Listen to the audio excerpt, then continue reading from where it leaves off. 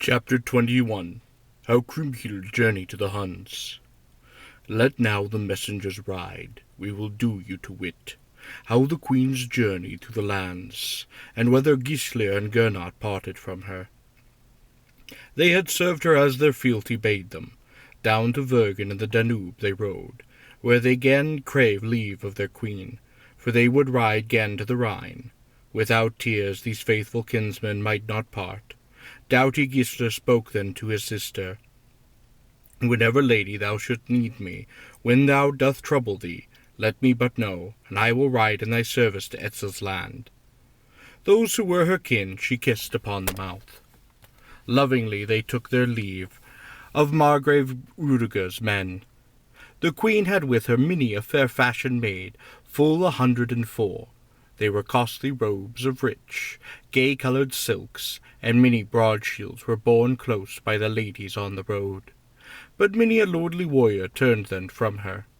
They journeyed soon from thence down through the Bavarian land, where the tale was told that many unknown strangers had gathered there, where still a cloister standeth, and where the Inn floweth into the Danube. In the town of Prussia there lived a bishop. Lodgings were soon emptied in the prince's court as well, as they hurried forth to meet the strangers of the Bavarian land, where the bishop pilgrim found fair Krimhield. The knights of the land were little loth, when in her train they saw so many comely maid. With their eyes they courted the daughters of noble knights. Later good lodgings were given the noble guests, and with his niece the bishop rode toward Passau. When it was told the burghers of the town that Krimhield was come, the prince's sister's child, well was she greeted by merchants. The bishop had the hope that they would stay. Then spake Sir Eckwart, that may not be. We must fare further down to Rudiger's land. Many knights await us, for all wot well the news. While wist fair Gutlind the tale, she tired her and her noble child with care. Rudiger had sent word that it thought him good that she should cheer the mind of the queen by riding forth, with his vassals to the inns, for to meet her. When this message had been given, one saw one, every side the roads alive. On foot and horse they hastened to meet their guests. Now is the queen come to Efferding. Enow there were from the Bavarian land, who might perchance have been the guests much harm, had they robbed upon the roads, as was their wont, that had been forestalled by the lordly Margrave. He led 1,000 knights or more. Now Gotelind, the wife of Rudiger, was come. With her there rode many a noble knight and lordly wise. When they were come across the Tron, upon the plain by Enns, one saw erected huts and tents, where the guests should have their lodgings for the night. Rudiger gave the victual to his guests. Fair Gotelind left her lodgings far behind her. Along the road there trotted many shapely palfrey, with jingling bridle. Fair was the welcome. Right well was Rudiger pleased. Among those who rode to meet them, on the way on either side, in praiseworthy wise, was many a knight. They practised chivalry, with which full many a maiden saw, nor did the service of the knights mislike the queen. When that Rudiger's liegemen met the guests, many truncheons were soon to fly on high from the warriors' hands, in knightly custom. As though for a prize they rode before the ladies there. This they soon gave over, and many warriors greeted each other in friendly wise. Then they escorted fair Gotelind from thence to where she saw Krimhield. Scant leisure had they who wot how to serve the ladies. The lord of Bucklarin rode now to his wife. Little it irked the noble Margrave that he was come so well and sound from Rhine. In part her cares had given way to joy. When she had welcomed him, he bade her dismount with the ladies of her train upon the sward. Many a noble knight bestirred him, and served the ladies with eager zeal. Then Krimhild spied the Margravine, standing with her Miney. No nearer she drew, but checked the palfrey with the bridle, and bade them lift her quickly from the saddle. Men saw the bishop with Eckwart lead his sister's child to Gotelind. All stood aside at once. Then the exiled queen kissed Gotelind upon the mouth. Full lovingly spake Rudiger's wife. Now well is me, dear lady, that I have ever seen with mine own eyes your charming self in these our lands. Naught liefer might hap to me in all these times. Now God requite you, quoth Krimhield, most noble Gotelind. Shall I and Bodling's son remain alive and well, it may be lief to you that we have seen me here. Neither knew what must needs later hap. Many maidens went to meet each other in a courtly wise. The warriors too were full ready with their service, and after the greeting they sat from down upon the clover. With many they became acquaint, who were full strange to them aforetime. As it was now high noon, men bade pour out wine for the ladies, and the noble miney no longer tarried, but rode to where they found many broad pavilions.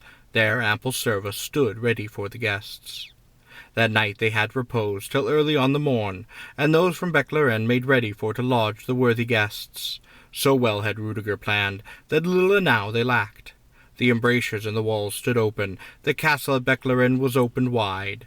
In rode the guests, whom men were fain to see. The noble host bade purvey them proper easement. Most lovingly Rudiger's daughter with her miney went to welcome the guests. There too stood her mother, the Margrave's wife, many a high-bane maid with greeted were delight.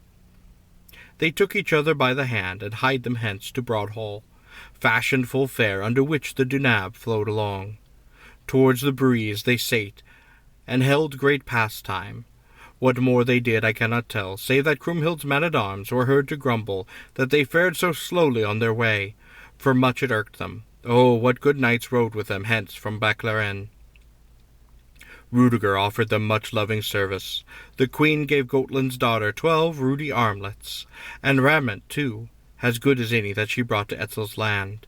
Although the Nibelung gold was taken from her, yet she did win the hearts of all that saw her with the little she still might have. Great gifts were given to the courtiers of the host, and in turn the Lady Gotland offered the guests from the Rhine worship in such friendly wise, that men found passing few of the strangers that did not wear her jewels or her lordly robes. When they had eaten and should depart, faithful servant was proffered by the lady of the house to Etzel's bride. The fair young Margrave, too, was much caressed. To the queen she spoke, "Whenso it thinketh you good, I know well that my dear father will gladly send me to you to the Hunnish land." How well Krimhield marked that the maiden loved her truly. The steeds were harnessed and led before the castle of Bechlaren, and the noble queen took leave of Rudiger's wife and daughter. With a greeting many a fair maid parted too. Full seldom did they see each other since these days. From Medric the folk bare in the hands many a rich cup of gold, in which they offered wine to strangers on the highway. Thus they made them welcome. A host dwelt there, high Astelt, who showed them the road to the Austrian land, towards Merton down the Danube. There the noble queen was later served full well. From his niece the bishop parted lovingly. How he counselled her that she should bear her well, and that she should purchase honour for herself, as Helga too had done. Oh, what great worship the latter gained among the Huns! To the Tracem, the escort, hence the guests, Rudiger's men purveyed them zealously, until the Huns came riding across the land. Then the queen became acquaint with mickle honour. Near the tradesmen, the king of the Hunnish land did have a mighty castle, hight Zanzibar, known far and wide, and Lady Helga dwelt there aforetime, and used such great virtues that it might lightly ever hap again, unless it be through Krimhield. She was so how to give, that after all her sorrow she had the joy that Etzel's liegemen gave her great worship, of which she later won great store among the heroes. Etzel's rule was known far and wide, so that all time one found at his court the boldest warriors of whom men never heard, among Christian or among the Paynim. They were all come with him, all time they were at his court. What may not so lightly hap again, Christian customs, and also heathen faith, in whatsoever wise which lived, the bounty of the king bestowed on all enow.